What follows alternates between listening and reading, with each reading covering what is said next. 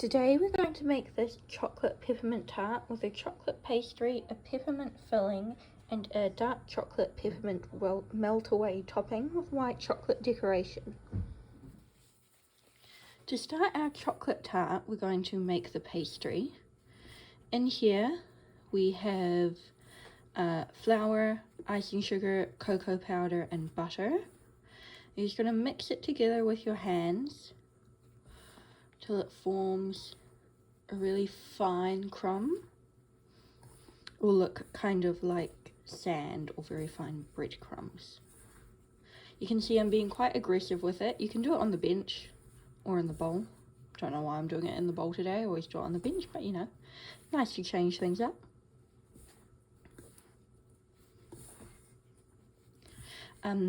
Yeah, you can see I'm being quite aggressive with it. People always think you need to be really delicate with pastry. In this scenario, we're trying to really mix the butter in so that it coats all of the flour. So you don't need to be as delicate with it. Your butter doesn't need to be ice cold, you know, it can just be not room temperature, but it can be a little soft. If you're trying to make like a flaky pastry, that's when you want to be really gentle and have nice big pieces of butter. But we're making a short pastry, so it will be really crisp. So once all your butter is mixed in, your pastry should clump together when you go like that and fall apart. Trying to make a little well. I've got 1 egg beaten and I'm going to add most of it. You can start with your fingers for this one like we do for other ones. I just like to start with a fork because you get cocoa under your fingernails very easily.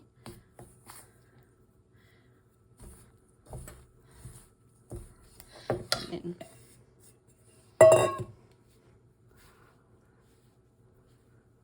going to need the rest of that egg for sure.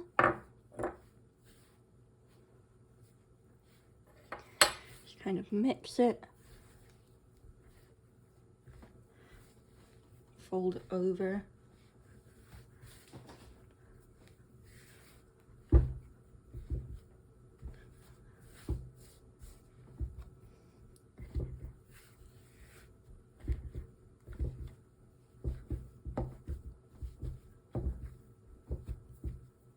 Till you have a nice soft dough. It shouldn't be sticky, but it will feel very soft, softer than you're expecting probably. If it's too crumbly, add a bit of egg or a bit of water if you've run out of egg. If it is too sticky, just add a bit of flour.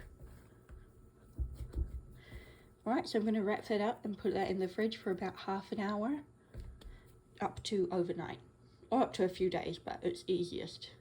Well, it's nice and soft still after half an hour, but yeah, you can leave it like that up to a week really. My pastry is nice and chilled. It's been a couple of hours in the fridge. So I'm just going to start to gently roll it. You want to turn it constantly to make sure that you're rolling it evenly and also that it's not sticking.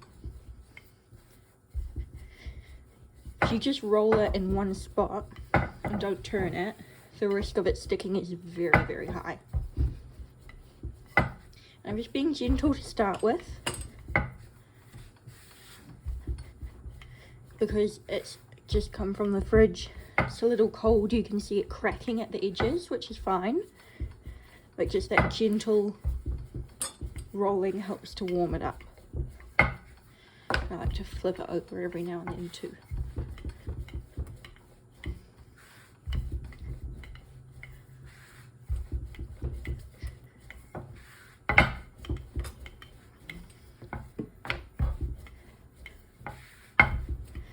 You can also see how I don't fully roll to the edges of the pastry. You can see I stop about there and there. That helps keep your pastry even. When you roll all the way to the edges, you tend to have a bit more pressure as you slide off, and that gives you thinner edges. Stopping just before the edge helps to keep it more even.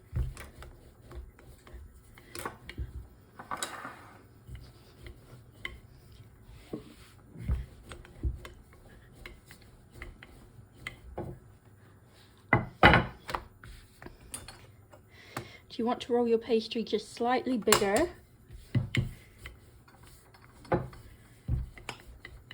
than your tin.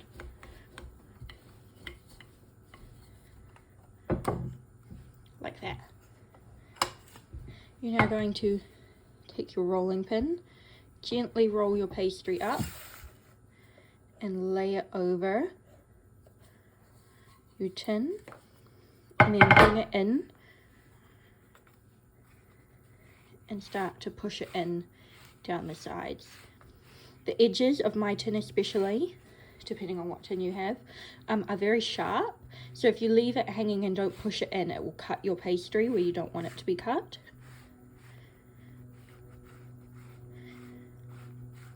So just pushing the pastry into the flutes and pushing it down to make sure it goes into the corner so you'll have a nice sharp edge when you cut your pastry. And then I like to go around with my finger and just make sure that it's nicely in the corners. Then get a little knife, trim off my excess pastry.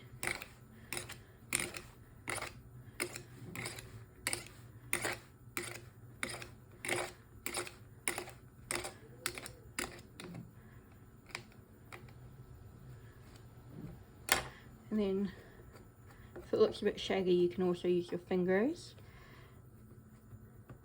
Just make it look nice. Just kind of press down on the tops. Any holes you have, you can patch up with excess pastry. If you have long nails, you can put a bit of pastry in some flour and press down like that to get your pastry into the corners. And then we're just gonna stab a few holes to stop our pastry rising up too much, and we're gonna stick it in the oven just like that for 15 minutes at 180 degrees. And then we'll be done. Well, that bit will be done. There's still quite a bit more to do. Alright, I'll show you what it looks like when it comes out the oven. My tart shell is beautifully baked. So that was in there for 15 minutes. With the chocolate shell, it's hard to tell because obviously it doesn't really go golden brown. It's already quite dark. But yeah, I just do 15 minutes and it comes out beautifully every time. So in here I have some very soft butter, icing sugar, vanilla bean paste. I'm going to add in a teaspoon of peppermint extract. Peppermint essence, it's just the one I use. And then I'm going to add in some boiling water. I'm going to start with 1 tablespoon. And start whisking it up.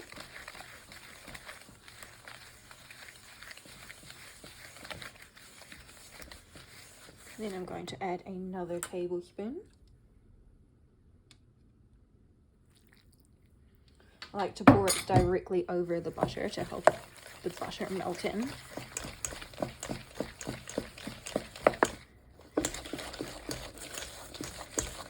Very good whisk. Should be nice and thick like that. I'm just going to have a taste.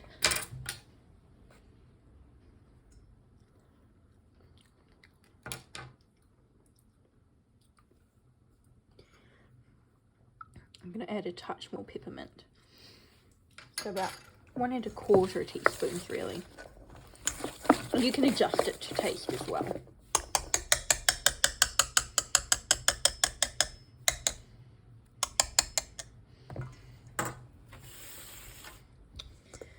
I'm going to pour this in my tart base.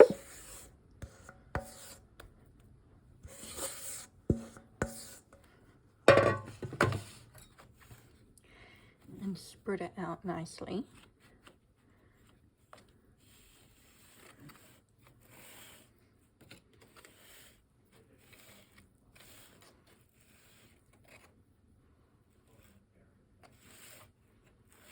Try and make it nice and even with your palette knife.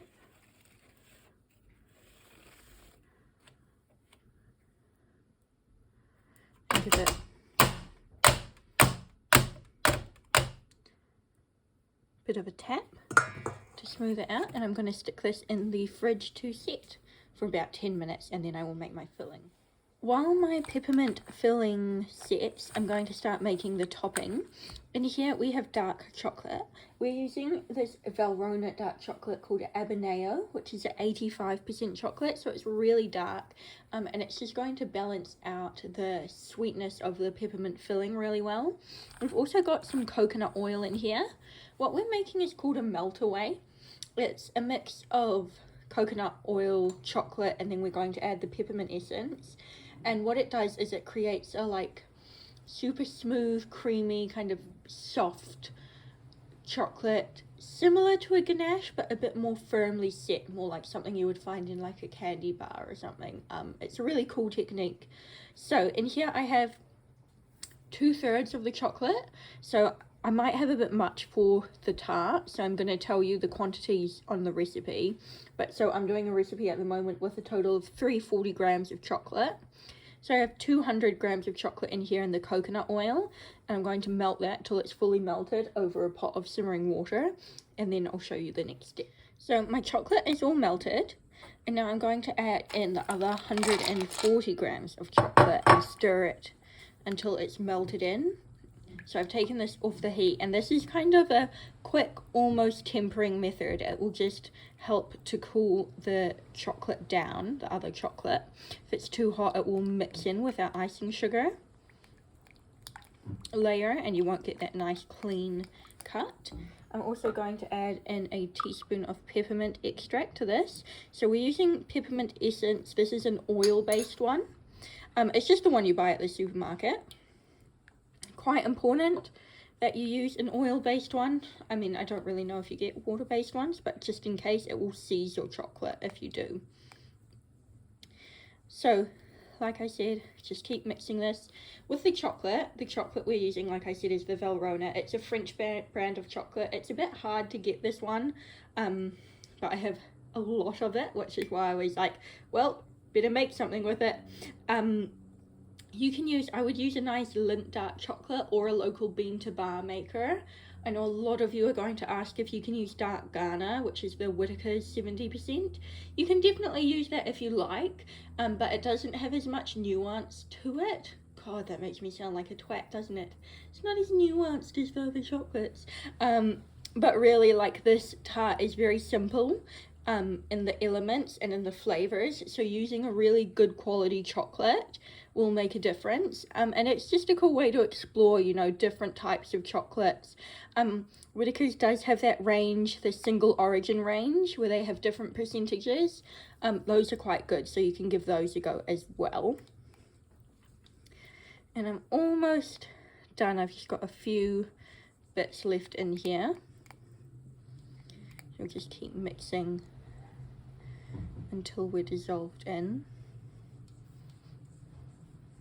If you do really like this chocolate, I'm not going to be getting any more in, but I do have some in stock. Like I said, I have quite a lot in stock actually. So if you do like it, let me know. I can sell you some if you're a huge fan of the dark chocolates.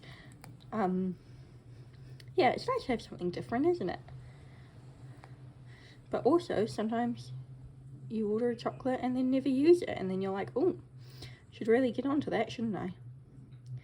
Alright, just mix those last little bits in. It will be very runny because of the coconut oil.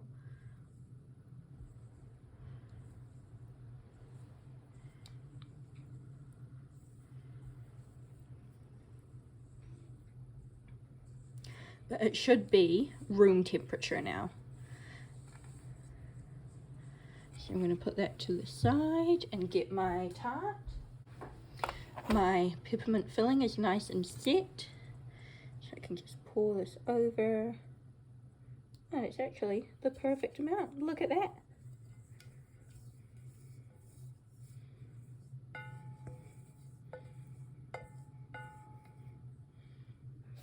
Give it a little mix. I'm going to put this in the fridge to set. Alright, so the melt-away filling is nice and set. I have here, you can see a little fingerprint where I tried to see if it was set. I would advise you don't do that. I have a little piping bag of white chocolate, and I'm just going to make sure that it's coming out nice and evenly. I'm just going to do similar to the other tart. It's quite a basic, simple, elegant decoration. And then cover up that fingerprint.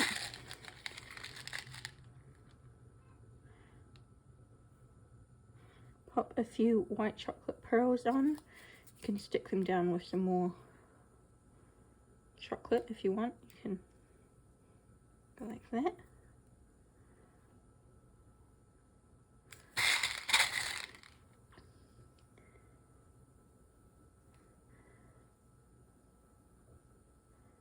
And just kind of press them into the melt-away filling.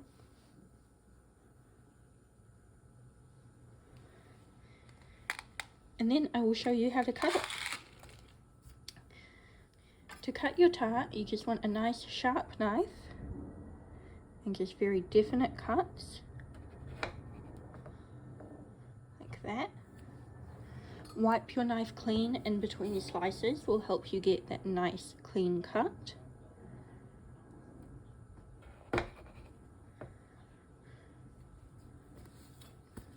And then you should just be able to